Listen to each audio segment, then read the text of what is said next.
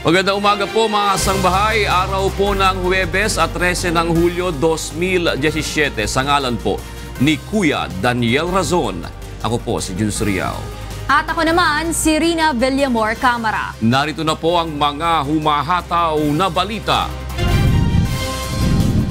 Grupo ni Police Superintendent Marvin Marcos na sangkot sa Espinosa Slay case. Ibabalik sa pwesto ni PNP Chief Ronald De La Rosa alinsunod sa utos ni Pangulong Duterte. 2 sundalo patay, 11 sugatan sa sumablay na airstrike ng militar sa Marawi City kahapon. Police checkpoints sa Marawi at Iligan City mas hinigpitan dahil sa kaso ng umano'y pamemeke ng car pass. Umano'y panibagong banta sa seguridad sa ilang lugar sa Mindanao, kinumpirma ng Philippine National Police. Dating Chief Justice Reynato Puno pabor sa desisyon ng Supreme Court sa mga petisyon kontra martial law, pagpapalawig ng batas militar sa labas ng Mindanao, mangangailangan ng panibagong deklarasyon ayon sa punong maestrado. Paninindigan at pagsusog sa arbitration ruling sa West Philippine Sea Dispute Case, hiniling sa Duterte administration ng ilan sa mga miyembro ng delegasyon ng Pilipinas sa The Hague Permanent Court of Arbitration. Una po sa ating mga balita, alinsunod sa kautusan ng Pangulo, ibabalik sa pwesto ng hepe ng pambansang pulisya, sina Police Superintendent Marvin Marcos at ang mga kasamahan nitong pulis na pinatawan ng suspension matapos masangkot sa Espinosa Slay case. Ito ang hataw na balita ni Lea Ilagan. Suspended siya, tapos na ang suspension. Sabi ko, ibalik niyo sa trabaho yung mama na yan. Wala naman doon yan eh. He was too far away. He was not part of the raiding team. Sabi nila, may kaso, anso. Susundin ni PNP Chief Police Director General Ronald Bato de la Rosa ang utos ni Pangulong Rodrigo Duterte na ibalik sa pwesto pagkatapos ng suspensyon ang grupo ni Police Superintendent Marvin Marcos, ang suspect sa pagpaslang kay Alvera Leyte Mayor Rolando Espinosa Sr. Ayon kay General Bato, sayang ang ipinasusweldo sa mga ito kung hindi naman nagtatrabaho. Balik siya sa dati ang unit niya sa IDG. Bahala na sa IDG kung saan siya ilagay. Sayang man din kung walang ginagawa, di ba? Sayang, walang ginagawa. Sumusweldo, walang ginagawa. Di ba trabahuin natin? Gayunman, bahala na ani ang grupo na harapin ng kasong kriminal laban sa kanila. So bahala na yun kung paano tatakbo yung criminal. Basta as far as the administrative case is concerned, that was already resolved. May resolution na favorably sa kanila. Si Superintendent Marvin Marcos at 18 kasamahan nito ay kinasuhan ng administratibo at murder, subalit napababa sa homicide dahil sa pagpaslang kay Alvera Leyte Mayor Rolando Espinosa Sr. sa loob mismo ng Baybay Sub-Provincial Jail sa Leyte. Mula sa Campo Aguinaldo, ako si Lea Ilagan, humahataw sa balita.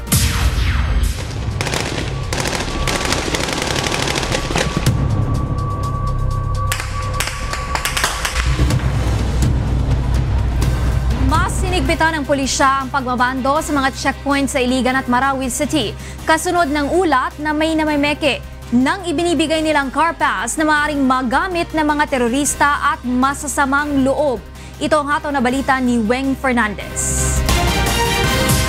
Kumikilos na ang mga otoridad kasunod ng impormasyon na may namimeke o nagre-reproduce ng kanilang car pass. Ang car pass ay ibinibigay ng mga pulis sa mga nagdadala ng relief goods, media at iba pang ahensya ng pamahalaan upang hindi na sila pumila sa checkpoints. Pinuntahan namin yung bawat mga photocopy center, yung sa Xerox. Totoo yun na mayroong nag-reproduce ng car pass. Then, kaya nga puspusan yung pagbabantay natin sa ating checkpoint tungkol po sa car pass. Tiniyak naman ng mga otoridad na hindi madaling gayahin ang kanilang car pass na maaring gamitin ng mga masasamang loob.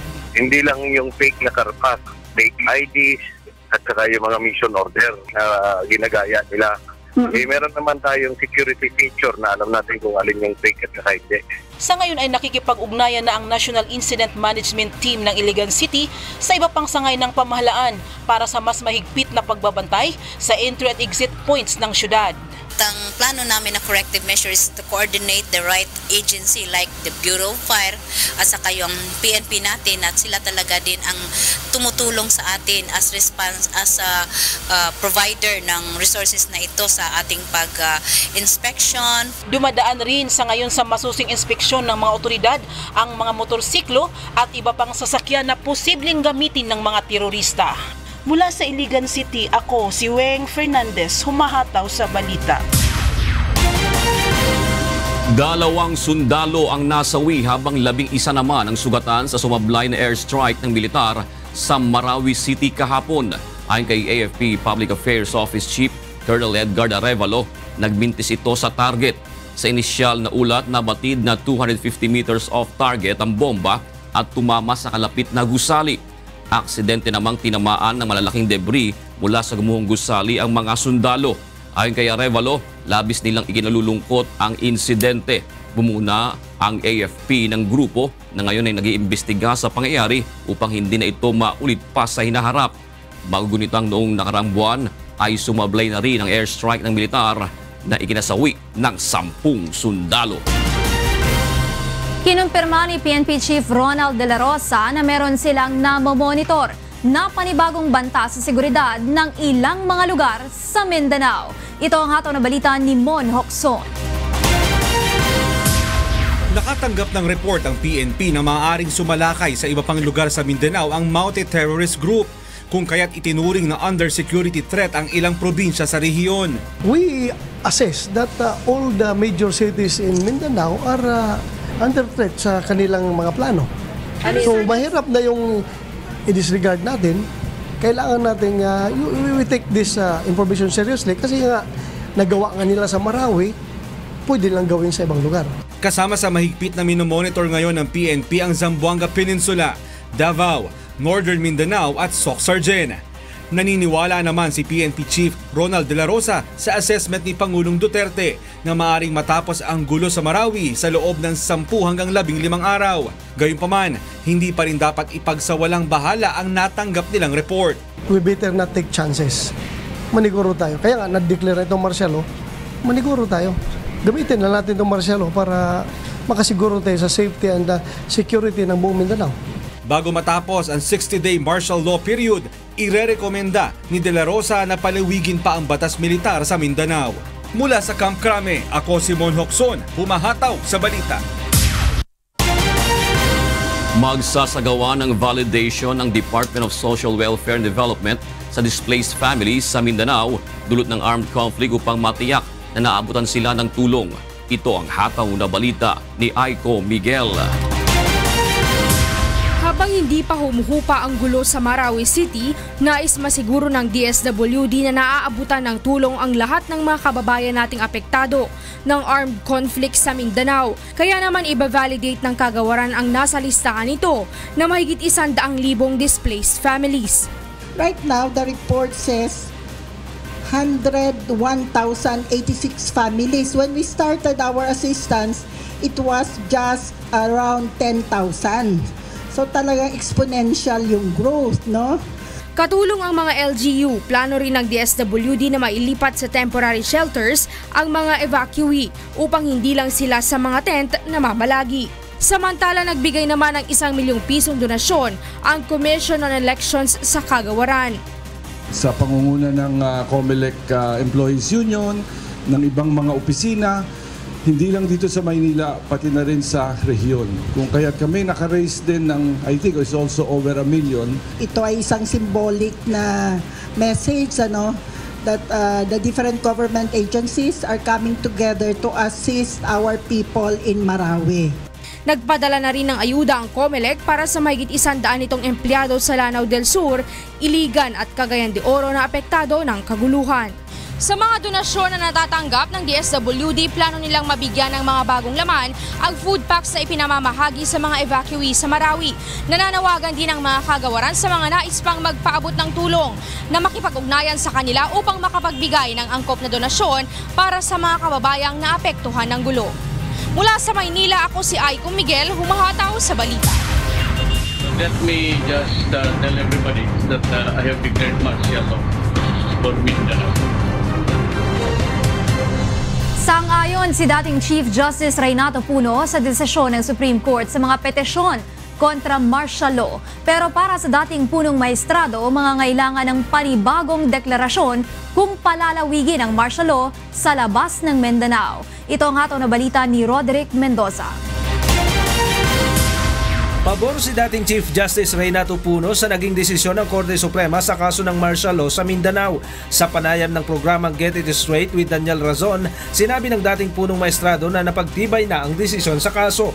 Doon sa desisyon ng kataas-taasang hukuman, 11 ang pumanig, nagsabi na may sufficient factual basis yung declaration of martial law.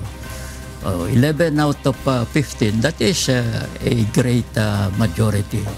So for all intents and purposes, na pagtibay na. Hindi lang ng ating Korte Suprema, pero pati ang ating Kongreso, sinabi na rin na yung declaration of martial law ay sangayon sa ating saligang batas. Nasa kapangyarihan din anya ng Pangulo kung hihingin nito sa Kongreso na palawigin pa ang martial law. Pero ibang usapan anya kung dadagdagan ang mga lugar na sakop ng batas militar gaya ng Visayas. Para kay CJ Puno, pinapayagan lamang ang extension sa panahong itatagal ng martial law at hindi sa lugar na nasasakupan nito. Yung scope, iba pong usapan yun. Hindi na extension yun. Kung palalawakin yung sakop ng martial law, marahil another proclamation ang kailangan doon. Dapat din anyang magkaroon ng sariling panuntunan ang Kongreso para sa ganitong sitwasyon. Nagkakalabuan kasi sa probisyon ng saligang batas kung obligadong magdaos ng joint session ang Senado at Kamara upang reviewin ang deklarasyon ng martial law. Para sa dalawang kapulungan ng Kongreso, obligado lamang sila kung babawiin ang deklarasyon ng Pangulo. Mukhang dito sa sitwasyon na ito, wala silang internal rules. So siguro, ang unang dapat gawin ng ating Kongreso, isipin kung ano yung rules ng Congress that will govern the situations like this. Sabi pa ni CJ Puno, maaari ding masolusyonan ito kung babaguhin at lilinawin ang probisyon ng saligang batas tungkol dito. Mula sa Quezon City, ako si Roderick Mendoza, humahataw sa balita. Sa iba pang balita, nanawagan sa Administrasyong Duterte ang ilan sa mga miyembro ng delegasyon ng Pilipinas sa The Hague Permanent Court of Arbitration noong nakaraang taon na manindigan at susugan ang desisyon ng Arbitral Court sa usapin sa West Philippine Sea. Ito ang hataw na balita ni Nel Maribuhok. Wala pa rin nakikitang pagbabago sa aksyon ng China sa West Philippine Sea kahit nailabas na ang desisyon ng Permanent Court of Arbitration na pumapabor sa Pilipinas noong July 12, 2016. Ito ang naging obserbasyon ni dating Foreign Affairs Secretary Albert Del Rosario. Sa ilalim ng kanyang panunungkulan, naisampa ang kaso sa The Hague Arbitration Court noong January 2013. Suwestyon niya na maging malinaw sana ang pulisiya ng kasalukuyang administrasyon tungkol sa usapin ng agawan ng teritoryo. I suggest that we exhaust all diplomatic avenues that are available to us in promoting the ruling and the rule of international law. Nababahala naman si dating National Security Advisor Roy Rogole sa posibleng kahinatnan kung magpapatuloy ang militarisasyon ng China sa disputed waters. A militarized Scarborough Shoal would complete China's strategic triangle, giving China full control of the South China Sea. Ayon naman kay Supreme Court Associate Justice Antonio Carpio, maaari namang gumawa ng aksyon ng pamahalaan ng hindi makikipagyera tulad na lamang sa pagpasok ng bansa sa ilang sea boundary agreements sa Vietnam at Malaysia. Kailangan maging maingat naman ang ASEAN member states sa pagbalangkas ng Code of Conduct. With this experience, we must ensure that the Code of Conduct is clear, that it does not supplant the UNCLOS dispute settlement mechanism on maritime disputes. Dapat rin anyang maghanda ang pamahalaan sa panibagong arbitration case na may kaugnayan sa reclamation activity sa Scarborough Shoals. Muli naman tiniyak ng DFA ang pangako ng Administrasyon Duterte na maprotektahan ang territorial at maritime claim ng bansa kung saan dapat na maresolba ang usapin ng teritoryo sa pamamagitan ng pagkakaibigan ng mga kalapit na bansa. Mula sa Makati City, ako si Nel Maribuhok, humahataw sa balita. Patuloy na nadaragdagan ang halaga ng pinsalang iniwan ng magnitude 6.5 na lindol sa Leyte. Base ito sa assessment na isinagawa ng National Disaster Risk Reduction and Management Council. Ito ang hataw na balita ni Lea Ilagan. Umakyat na sa mahigit 79.6 million pesos ang halaga ng iniwang pinsala ng 6.5 magnitude na lindol sa Leyte batay sa isinasagawang assessment ng NDRRMC. Ayon kay NDRRMC spokesperson Romina Marasigan, ilang kalsada sa lalawigan ang nagtamo ng crack, ngunit maaari pa rin namang madaanan ng mga sasakyan. Nagkaroon tayo ng karagdagan na amount dito sa mga nasirang daan. Ang sabi nga natin, bagamat nakapagtala tayo ng mga damages dito, passable. Wala tayong naitala ng mga isolated areas, nadadaanan pa rin ng mga daan na ito, at naging lubak-lubak lamang. Ayon sa NDRRMC, sa ngayon aniya ay tuloy-tuloy ang tulong na ibinibigay ng iba't ibang ahensya ng pamahalaan sa mga residente na nasa evacuation center upang tugunan ang kanilang mga pangangailangan. Ang Department of Health tuloy ang pagbibigay ng ating ayuda sa ating mga kababayan. Sa katunayan, yung kanilang binigay, hindi lang naman kasi itong mga gamot. Nagbibigay din sila ng mga tetanus vaccines para makasiguro na hindi magkakaroon ng infection, makaiwas tayo dun sa mga sakit. At bukod doon, meron din silang binibigay ng mga kagamitan para naman sa supply ng tubig. At dun sa huli na itala ng ating report, meron na tayong 2.67 million na assistance mula sa Department of Health. Samantala, pinag-aaralan na rin ng pamahalaan ang lugar na lilipatan ng mga residenteng nakatira sa landslide-prone area. Mula sa Campo Aguinaldo, ako si Lea Ilagan, humahataw sa balita. Daan-daang milyong piso na ang nawawala bawat araw sa Region 8 dahil sa kawalan ng supply ng kuryente matapos tumama ang malakas na lindol noong nakaraang linggo. Apila ngayon ng dalawang mamabatas sa Pangulo, isa ilalim na sa state of calamity ang buong rehiyon. Ito ang hataw na balita ni Victor Cozare. Nanawagan kay Pangulong Rodrigo Duterte sina Eastern Samar Lone District Representative Ben Evardone at Samar 1st District Representative Edgar Sarmiento na isailalim na sa state of calamity ang buong Region 8. Ito ay dahil sa epekto dulot ng kawalan pa rin ng kuryente sa maraming lugar sa rehiyon matapos ang magnitude 6.5 na lindol na yumanig sa Leyte noong nakaraang linggo. Isa sa lubhang apektado ay ang industriya ng pagkukopra. Ayon kay Evardone, batay sa datos ng National Economic Development Authority o NEDA, 300 hanggang 500 billion pesos ang nawawalang kita sa rehiyon araw-araw dahil sa kawalan ng kuryente. Marami na umaangal ng mga negosyante, siyempre tourism, at saka yung livelihood ng mga kababayan namin. Isang linggo na po ang walang kuryente. Dahil walang kuryente, walang yelo, walang ice, hindi pa makapangisda. Apila ng mga mambabatas, dapat magpadala ang pamahalaan ng mga power barge at generators upang may pansamantalang magamit sa rehiyon. Ayon sa NGCP, isa pa lamang sa kanilang 6 na electric device ang gumagana sa ngayon. Sakaling hindi pa mapagana ang Transformer 6 ay maglalagay ng bypass line upang maikonekta ang Cebu Negros Panay Grid sa Ormoc, Leyte. Weekend pa ito tinatayang matatapos at maisusupply ang kuryente kung may sobra galing sa Cebu. Sinisigurado na ho namin na hindi lang ayos pero stable at safe. Tama. Pag hindi ho kasi stable or safe, number 1, pwede hong sumabog, pwede hong may ma-injure, and number 2, posible hong lumala yung sira. Kung hindi naman gumana ang mga transformer, ay posibleng tumagal pa hanggang sa katapusan ng Hulyo bago sila makapagsusupply ng kuryente sa rehiyon. Ako si Victor Cozare, humahataw sa balita.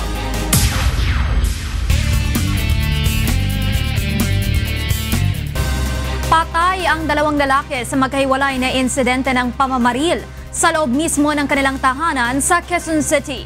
Alamin natin ang ibang detalye mula kay Rajel Adora live. Rajel, go ahead. Yes, Rina, dead on the spot ang isang alias Daniel matapos pagbabarlin ng di pa nakikilalang gunman sa loob mismo ng tinitira nitong bahay sa Santa Monica, Novaliches, Quezon City pasado alas 10 kagabi. Ayon sa may-ari ng bahay, 3 linggo pa lamang nakikitira si Daniel sa kanila. Kababayan umano ito ng kanyang asawa kung kaya't pinatuloy nila ito. Nasa taas umano ang may-ari ng bahay nang mangyari ang insidente. Tapos may narinig po akong putok. Akala ko nga po kuryente lang na pumutok kasi nanghiram pa po siya ng charger sa anak ko. Mag-charge siya. Tapos bigla po may pumutok 3 beses. Tapos bigla po akong bumangon. Nakita ko nakaganyan na po siya sa hagdanan. Ayon pa sa may-ari ng bahay, tila may iniiwasan ng biktima sa kanilang lugar sa Bagong Silang, kaya't pansamantalang nanuluyan sa kanila. Na-recover sa crime scene ang 3 basyo ng bala. Sa ngayon ay naalam pa ng otoridad ang pagkakakilanlan ng suspect at kung konektado sa iligal na droga ang nangyaring pamamaslang. Samantala, patay din ang isang lalaki matapos pasukin din ng di pa nakikilalang suspect sa loob ng kanyang bahay sa Barangay Batasan Hills, Quezon City pasado alas 12 kaninang madaling araw. Kinilala itong si Marlon Pecartala, 25 anyos. Nagising na lang umano ang mga kaanak ng biktima sa 5 putok ng baril. Mula rito sa Quezon City, Rajel Adora, humahataw sa balita.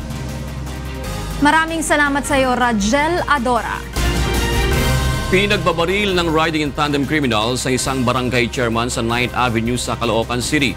Ang pamamaril nakuhanan pa ng CCTV camera sa lugar. Para sa detalye, makibalita tayo kay Reynante Ponte live. Maganda umaga, Reynante. June, hindi makapaniwala ang ilang kaanak at ang kanyang mga kagawad sa sinapit ng kanilang barangay chairman na si Francisco Guevara, 54 anyos, na nga pinagbabaril ito ng riding in tandem criminals sa barangay 106 mag-aalas 6 kagabi. June, sa CCTV video, makikita na naglalakad ang biktima sa MH Del Pilar Street papuntang Barangay Hall bago ang pamamaril. Ilang metro pa lamang ay may dumating na isang motorsiklo, sakay ang 2 lalaki at huminto sa likuran ng biktima. Bumaba ang isa sa mga ito at binaril ang biktima sa ulo habang nakatilikod ito. Sinundan pa ito ng 2 putok ng baril kahit na bumalagtan na ito sa kalsada. Agad namang tumakas sa mga sospek na pawang naka-helmet. Isinugod pa ang biktima sa MCU Hospital ngunit diniktira nga dead on arrival sa ospital. Nag-meeting kami noong July 5. Nag-meeting kami nung gabi. Nandyan siya sa upuan na yan, malungkot siya dyan. Sinasabi nga niya, kung may mga nag-ano na dito, nagdodroga, umalis na. At madadama yung ibang mga opisyalis na nakaupo rito. Yun sa ngayon ay patuloy ang investigasyon ng mga otoridad sa motibo ng pamamaril. Yan muna ang update mula dito sa Caloocan City. Ako si Reynan. Maraming salamat, Reynante Ponte. Pagbalik ng operasyon ng iligal na droga sa New Bilibid Prison, kinundina ni Pangulong Rodrigo Duterte. Reforma sa piitan, iginiit ng Pangulo. 6,000 pulis ide-deploy upang magbantay sa seguridad sa ikalawang State of the Nation Address ni Pangulong Duterte. Sona ng Pangulo, sasabayan naman ang kilos protesta ng iba't ibang grupo. Kahirapan at iba pang kinakaharap na problema ng bansa kayang resolbahin ng federalism at charter change ayon kay dating Supreme Court Chief Justice Renato Puno. At 43 importer ng bawang blacklisted na ng Department of Agriculture dahil umano sa pagkakasangkot sa kartel.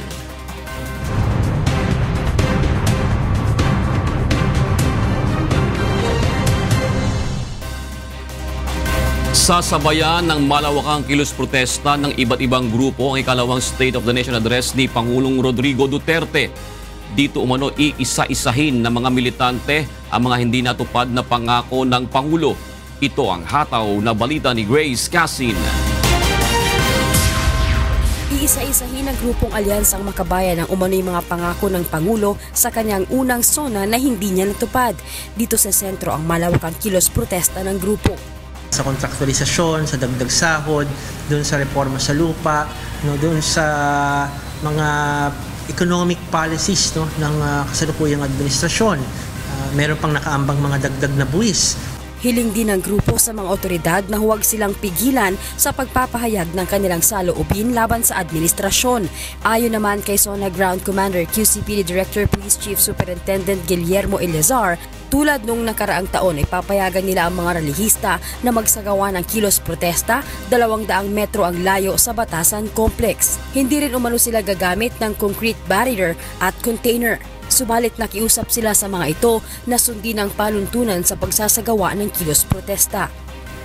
We will accommodate yung mga request nila as long as it will not be contradicting our security preparation. And nakikita namin na kung magkakaroon kami ng kasunduan o pagkakaunawaan, hindi magiging problema ang paglalatag natin dito sa security deployment natin. Mahigpit naman ang internal security ng Kamara dahil sa mga banta ng panggugulo ng mga relihista. Handa rin umano sila sa posibilidad ng pag-atake. Because sa marami nang nagawa ni Presidente, especially on the war on drugs and criminality, meron lang maraming nawala sa kanilang pera, tsaka mga tao, magbayad lang sila siguro, baka may mga siraulo mag-volunteer para gumawa ng gulo. Mula sa Quezon City, ako si Grace Casin, humahataw sa balita. Pinalakas pa ng National Capital Region Police Office ang puwersa ng mga tauhan nito na magbabantay sa seguridad para sa nalalapit na State of the Nation Address o SONA ni Pangulong Rodrigo Duterte. Samantala mahigpit naman ang bili ng pamunuan ng NCRPO sa mga pulis sa pagpapatupad ng maximum tolerance sa mga magsasagawa ng kilos protesta. Ito ang hataw na balita ni Joan Nano. 6,000 mga pulis ang ide-deploy ng NCRPO sa pagdaraos ng ikalawang SONA ni Pangulong Duterte sa July 24. Layo nito na mas paigtingin pa ang pagbabantay sa seguridad dahil na rin sa anilay umano'y presensya ng mautes sa Metro Manila. Of course, no. Kaya isang factor din 'yon. And we expect na baka yung iba rin pang naaresto doon, they might be coming here, no. So in-expect din natin 'yon, baka mamaya diyan talaga lahat nila sila idalhin, no. Kaya we cannot take any chances. Sa kabila nito, muling tiniyak ng NCRPO na sa ngayon ay wala silang namomonitor na anumang banta sa seguridad kaugnay ng idaraos na SONA. Samantala, 3 sa 6 na lane naman sa Commonwealth Avenue eastbound lane ang ilalaan ng NCRPO sa mga militanteng grupo na magdaraos ng rally sa July 24. Mahigpit naman ang tagubili ng NCRPO sa kanilang mga tauhan hinggil sa pagpapatupad ng maximum tolerance sa mga militanteng grupo. Ayon sa PNP, nauunawaan nila ang karapatan ng mga relihista sa malayang pagpapahayag ng saloobin. Subalit may babala rin ito sa sinumang magtatangkang mananakit sa gitna ng kilos protesta. Nananawagan din tayo sa ating mga militanteng grupo na wag naman silang maging violente dahil we will impose the law. Kapag ganong nanakit na sila or nanira na sila ng mga private properties, no? While we respect democracy and freedom of assembly and freedom of speech, kailangan pa rin natin na sumunod sa ating batas. Ang lahat ng mga lalahok sa kilos protesta ay papayagan lamang ng PNP na makaabot hanggang sa tapat ng Commonwealth Elementary School sa Quezon City. Mula sa lungsod ng Makati, ako si Joan Nano, humahataw sa balita. Naniniwala ang isang dating punong maestrado ng Korte Suprema na kayang masolusyonan ng federalism at pagbabago ng saligang batas ang kahirapan at iba pang mga problema ng bansa. Ito ang hataw na balita ni Roderick Mendoza. Isa sa matagal nang isinusulong ni Pangulong Rodrigo Duterte ang pagbabago ng saligang batas at gawing federal system ang pamahalaan. Sa kasalukuyang unitary system, hawak ng national government ang lahat ng kapangyarihan. Kapag napalitan ito ng federal system, mabibigyan ng mas malawak na kapangyarihan ang mga lokal na pamahalaan. Sa panayam ng programang Get It Straight with Daniel Razon, sinabi ni retired Chief Justice Renato Puno na magiging radikal ang pagbabago. Hindi lang po natin muling sinusulat ang ating konstitusyon. But this time, it will be a radical rewriting of the Constitution.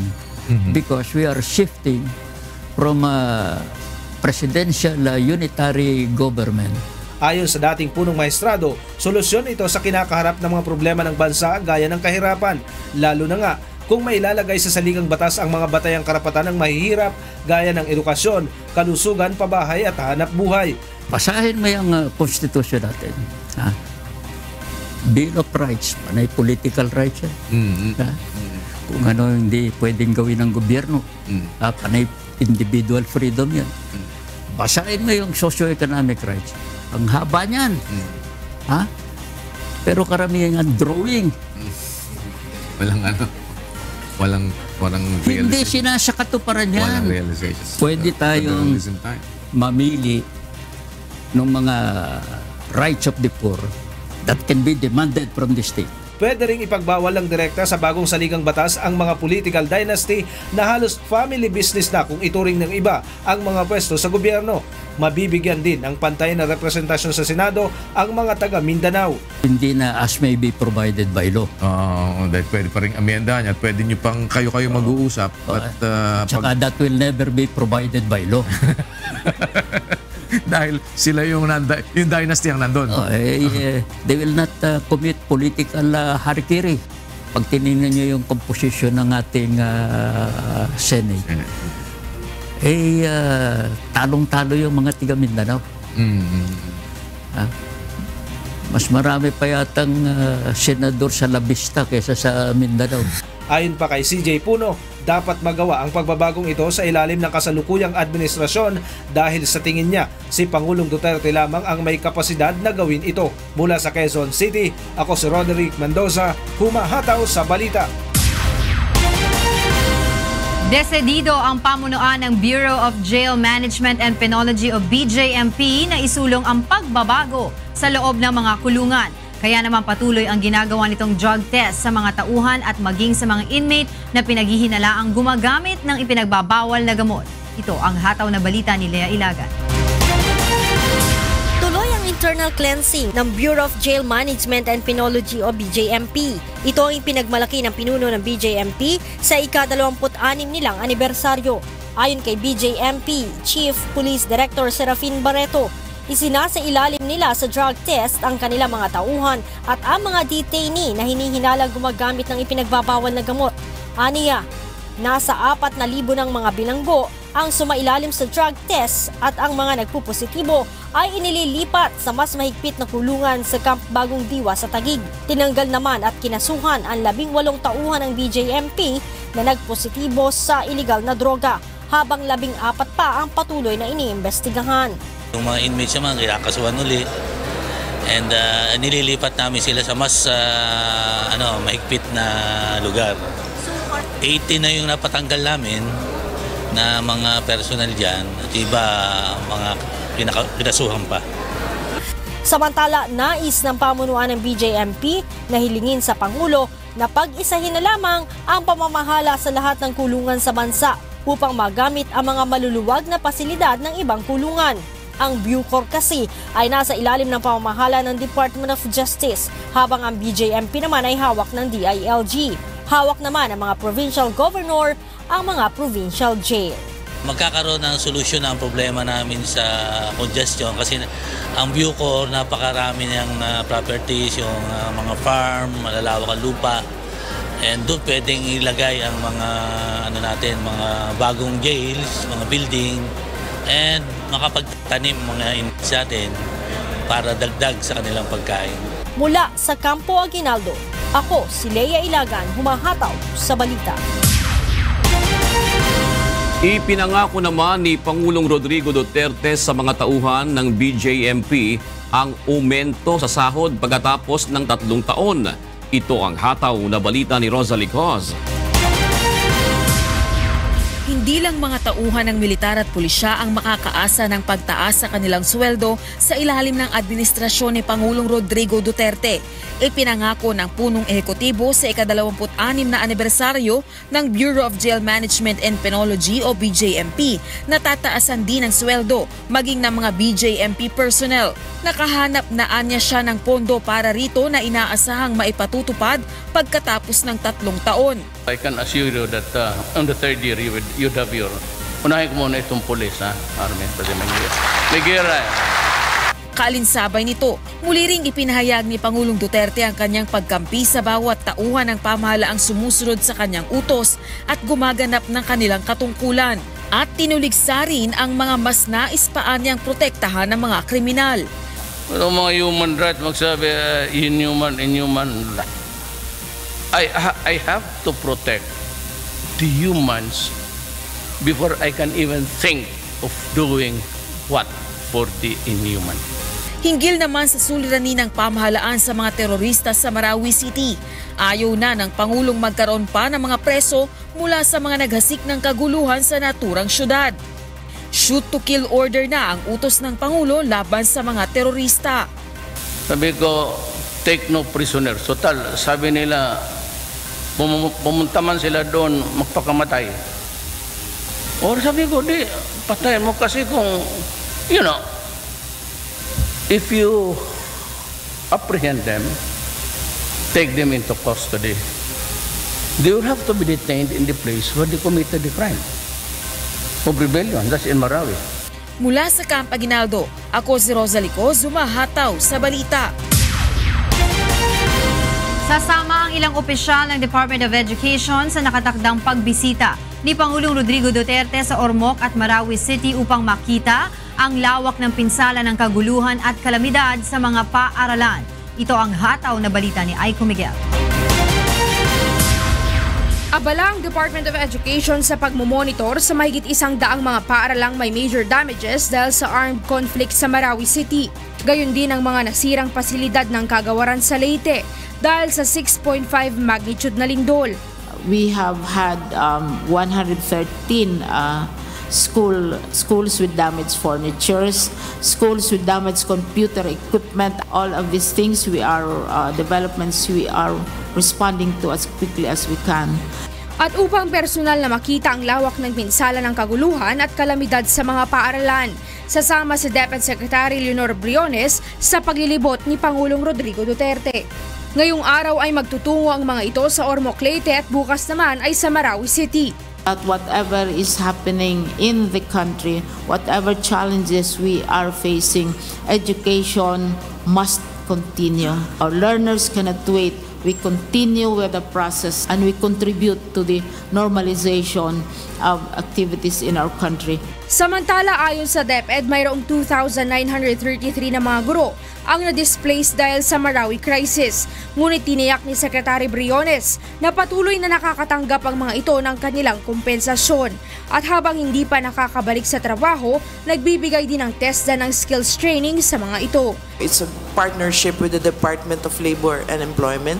As we are training these people, we are also doing employment at the same time. Ipinagpaliban naman ng PRC ang licensure examination ng mga gurong apektado ng lindol sa Eastern Visayas at Marawi crisis sa Northern Mindanao. Mula sa Maynila, ako si Aiko Miguel, humahataw sa balita.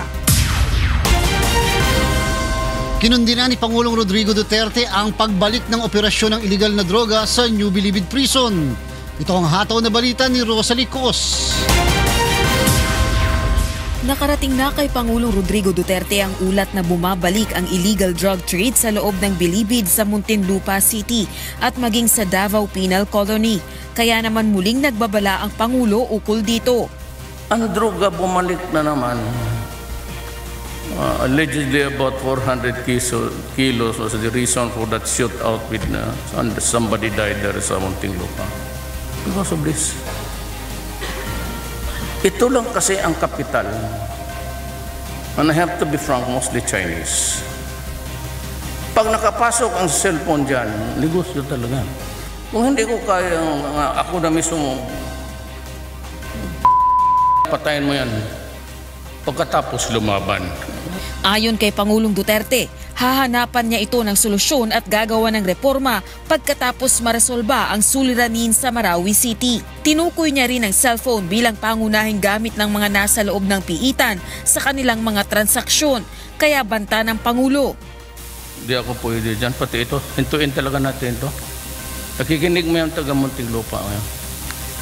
Ito, I don't know if it's edible, maybe the plastic.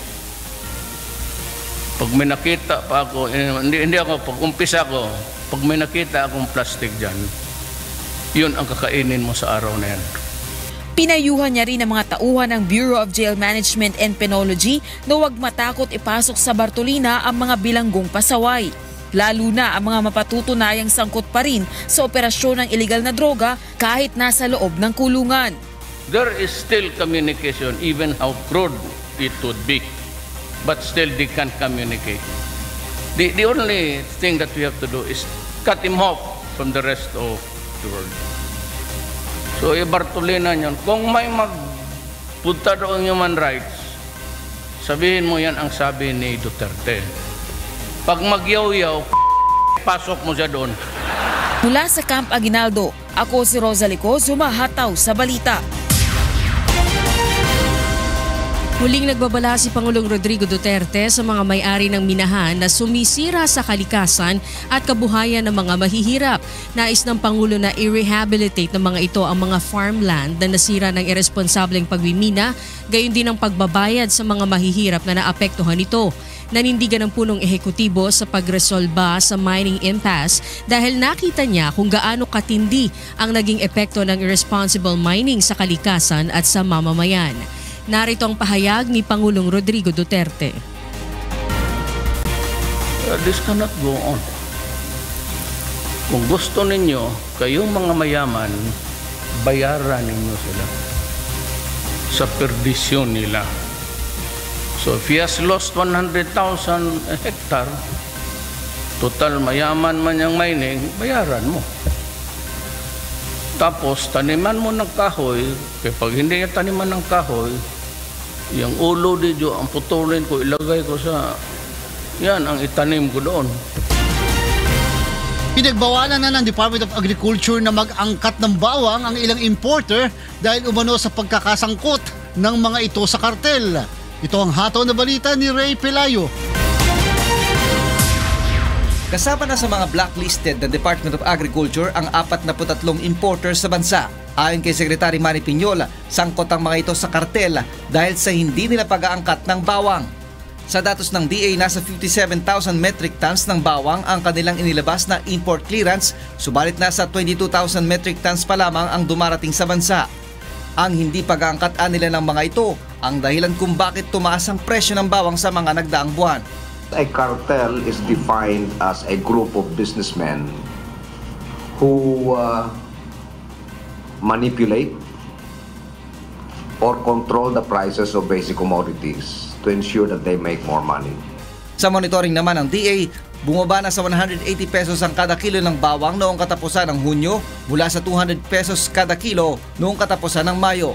Ito'y matapos babalaan ang kagawaran ng mga importer. During the time na dapat mag-i-import sila, hindi sila nag-import. Kasi mataas yung presyo ng garlic, manipis daw ang kanilang kikitain, which is unfair. Ayon sa DA, nasa 130,000 metric tons ng bawang ang kabuuang konsumo ng bansa kada taon at 7% lamang nito ang galing sa ani ng mga magsasaka. Kaya't lumalabas na nasa 60,000 metric tons ang smuggled. Nakikipag-ugnayan na ngayon ang DA sa Bureau of Customs upang pagtingin pa ang panguhuli sa mga smuggler. Mula sa Quezon City, ako si Ray Pelayo, umahataw sa balita.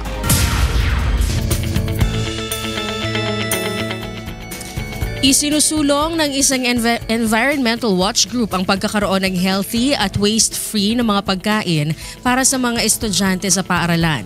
Ito ang hataw na balita ni Leslie Longbowen. Nagsagawa ng cooking demo kahapon ang Eco Waste Coalition at mga guro sa Santo Cristo Elementary School.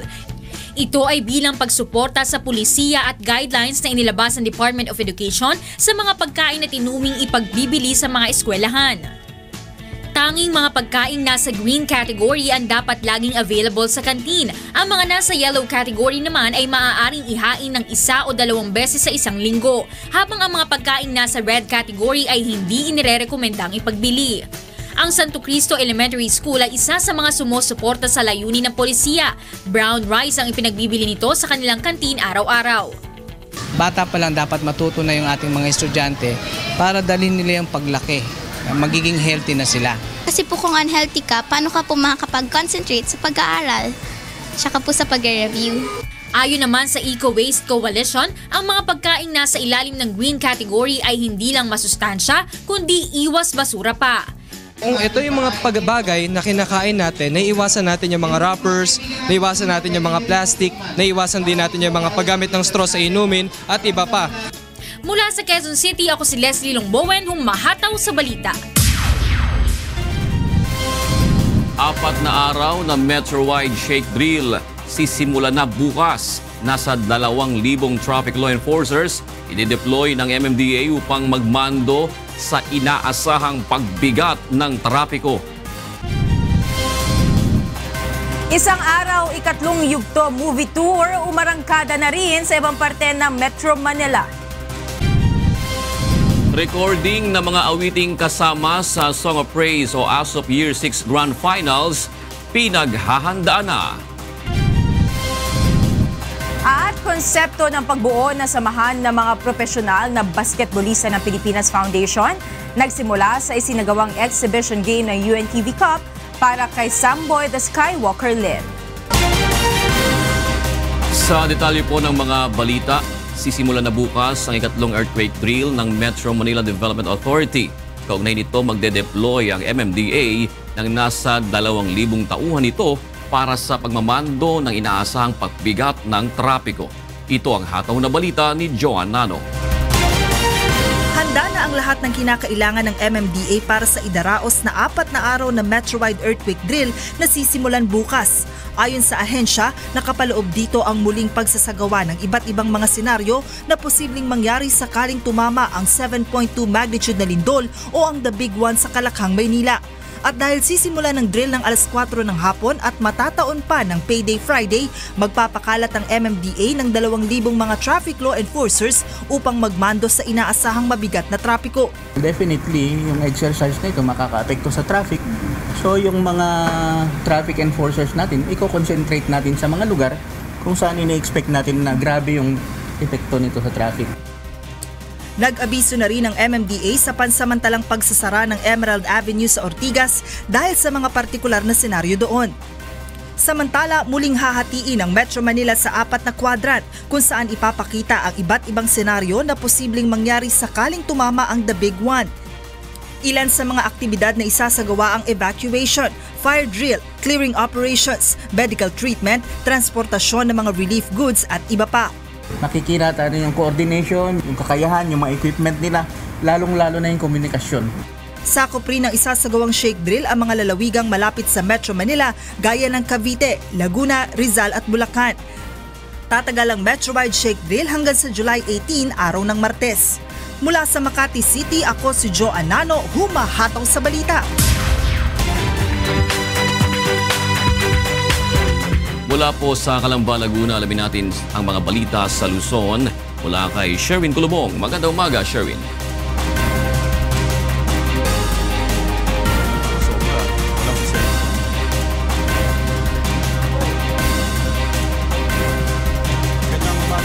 Magandang umaga sa ating mga kasangbahay. Narito na ang mga balita sa Luzon Region. Pinabalik sa Camp Vicente Lim sa Laguna ang mga pulis na nagsisilbing security ng mga VIP at mga politiko sa rehiyon upang muling sumailalim sa pagsasanay. Naritong report. Nasa 200 mga pulis sa Calabarzon Region na nagsisilbing security ng mga politiko at mga personalidad na nakakatanggap ng banta sa kanilang mga buhay ang pinababalik sa Camp Vicente Lim sa Laguna. Muling isa sa ilalim sa pagsasanay ang mga ito matapos matuklasan na kulang pa sa training. Na hindi pala sila trained.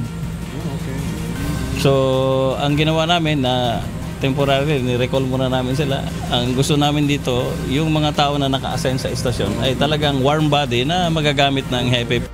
Tatagal ng 5 araw ang kanilang pagsasanay na gagawin per batch bago muling ibalik sa kanilang mga binabantayang personalidad. Kabilang sa retraining ang tamang paghawak ng baril, paraan ng pagbibigay ng seguridad at iba pang kaugnay nito. Kailangan natin silang i-reorient dahil ang nakikita natin minsan hindi naman pagsisecurity ang kanilang trabaho, minsan driver. Sa ngayon ay nagsimula ng retraining sa first batch na binubuo ng 55 mga pulis.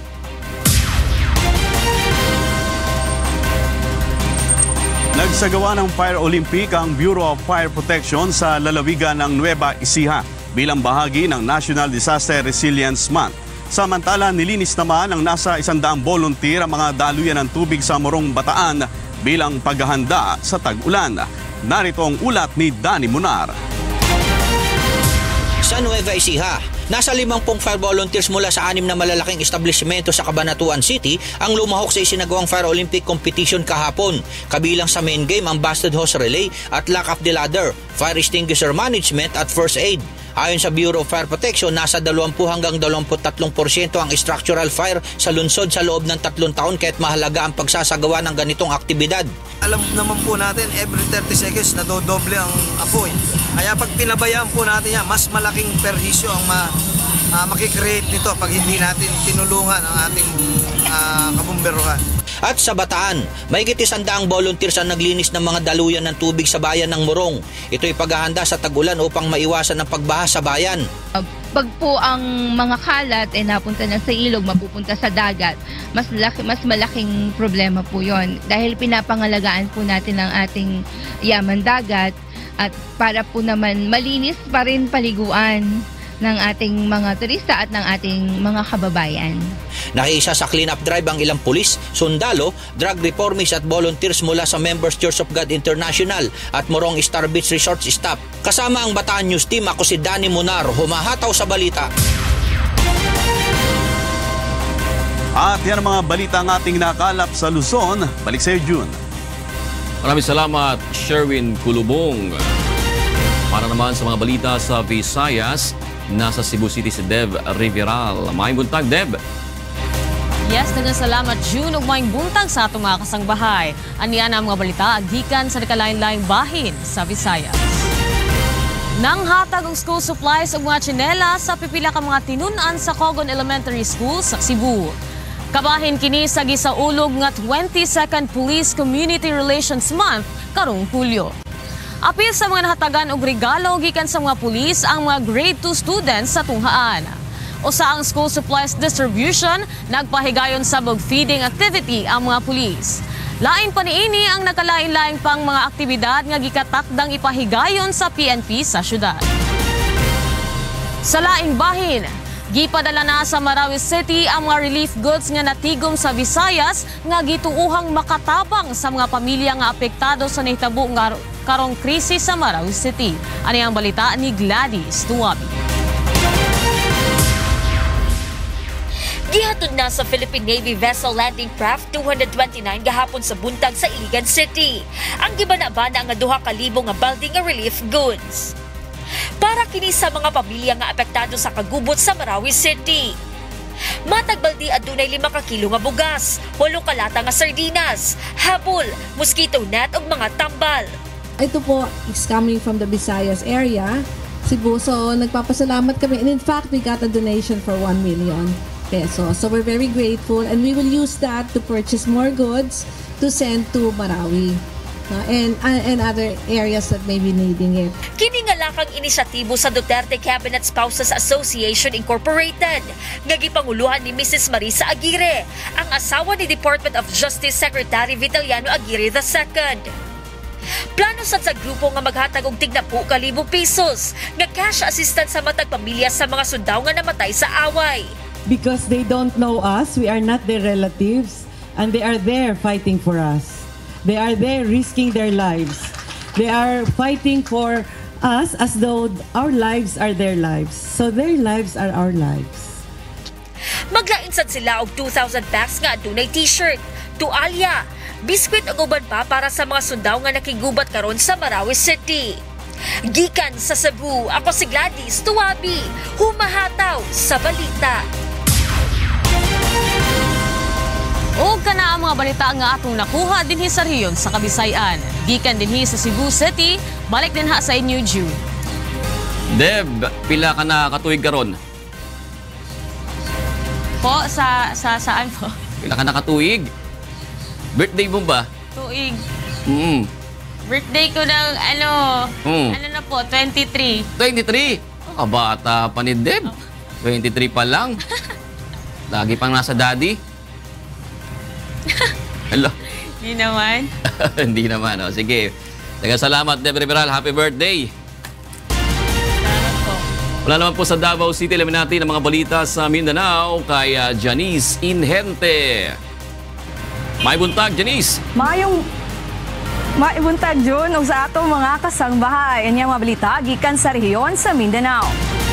Ipatuman na sa dakbayan sa Davao ang balaod nga maghatag og silot sa bisan kinsang masakpan nga magbilin og bagahe sa pampublikong lugar sa syudad. Base sa datos sa Public Safety and Security Command Center, halos 400 ka mga report ang ilang malista nga unattended bags kada tuig.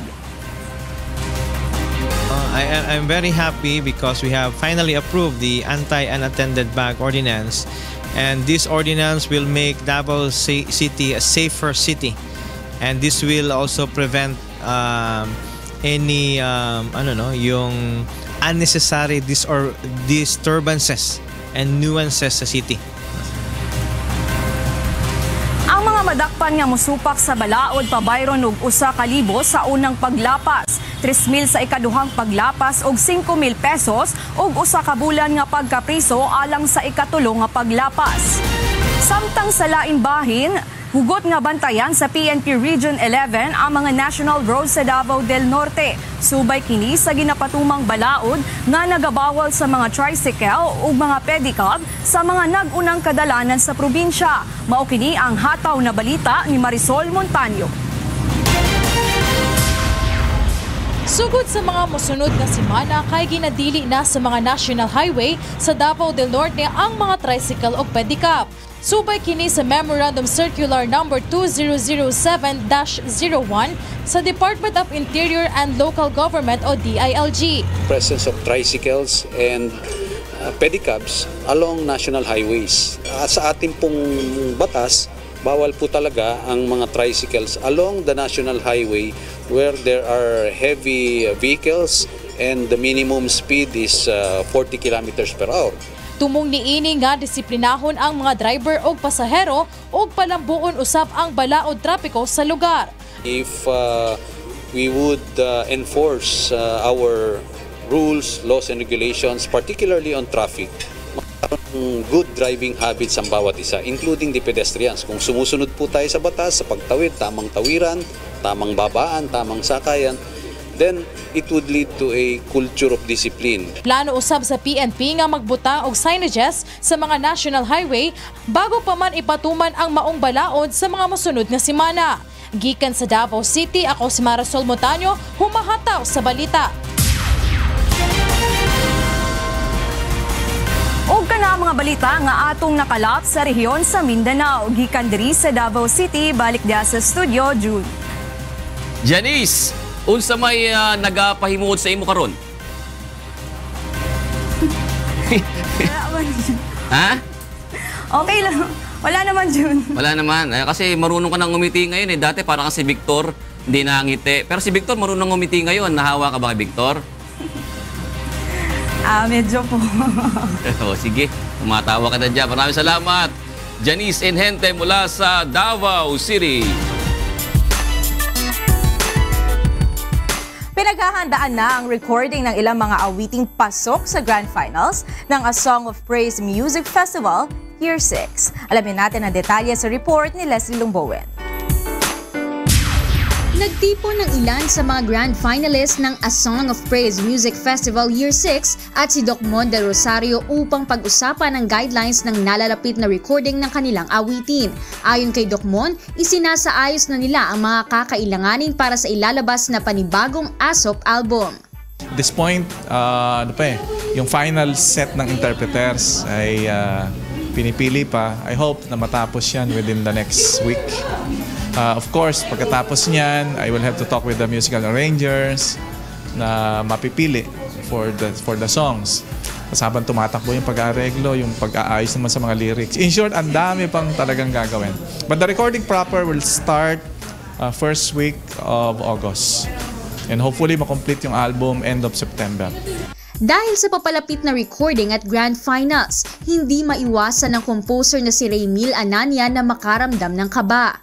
Win or lose sa akin po, kahit na lose yung feeling ko pa rin, winner pa rin. Kasi yung purpose mo nagawa yung talagang gusto mong isigaw na proud ka sa Diyos, diba?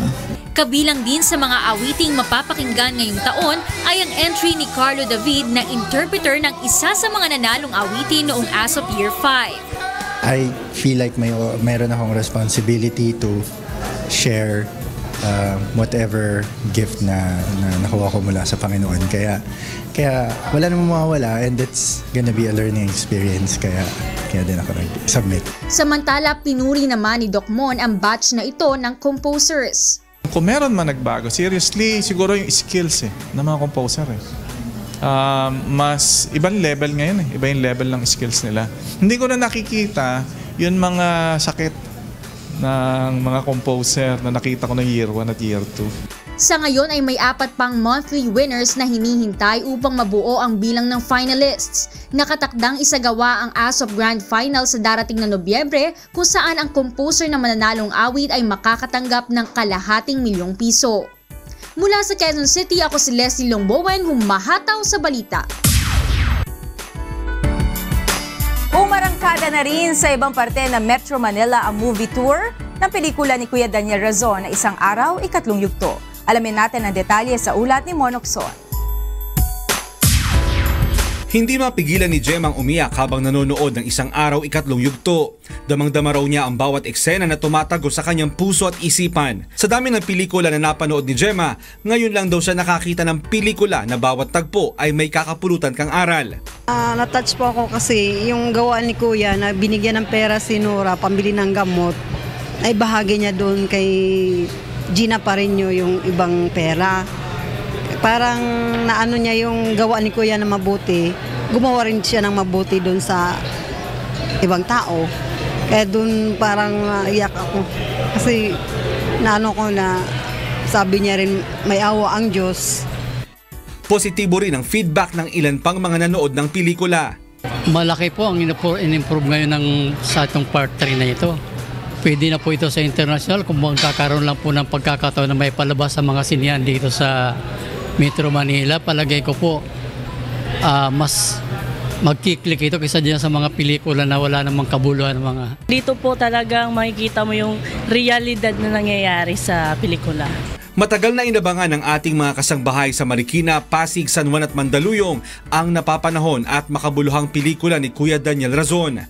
Bukod sa pelikula, mayroon ding libreng photo booth para sa souvenir ng mga manonood. Mayroon ding inihandang pagkain sa lahat bago umpisahan ang film showing. Una nang itinanghal ang pelikula sa Quezon City, sa South area ng Metro Manila at iba pang key cities sa movie tour na ito at patuloy na lumilibot maging sa ibayong dagat. Sa darating na Agosto ay sa Maynila naman isasagawa ang Isang Araw, Ikatlong Yugto movie tour. Mula sa Pasig City, ako si Mon Hokson, humahataw sa balita. Para naman sa ating UNTV Cup update, narito si Rina Villamor, Camara.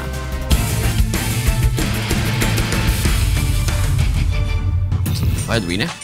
Yes, June. Good morning. Kahapon nga napag-usapan natin kung sino yung mga chosen charities na natulungan ng AFP natin at ng PNP responders. So sa AFP, nandyan yung Educational Benefit System Office nila at para naman dun sa PNP, dun sa mga naabandona ng mga pulis na nasawi dun sa Marawi City Siege natin. At para naman dito sa ating exhibition game, advocacy sa pagtulong sa kapwa, isa sa mga hangad ng samahan ng mga dating profesional na basketballista ng Pilipinas na ang konsepto ay nabuo sa pamamagitan ng UNTV Cup. Mga pros nagpasalamat sa pagkakataong makatulong sa kanilang kapwa basketballista sa nangangailangan. Narito ang ulat ni Bernard Dadis. Po 1 million pesos mula po sa UNTV pagkakaloob po natin. Kasabay ng championship game ng AFP Cavaliers at PNP Responders sa UNTV Cup Off-Season Executive Face-Off sa Smart Araneta Coliseum noong Lunes ng gabi ay formal nang ipinakilala sa publiko ang samahan ng mga dating professional na basketballista sa bansa. Nabuo itong ideyang ito, kung natatandaan natin na 2 years ago naglaro tayo ng isang exhibition game para kay Samboy Lim, na at that time medyo na-aksidente siya. Ayon kay UNTV Cup Commissioner Atoy Co, sa UNTV Cup din umusbong ang ideya na buuin ang foundation na ito.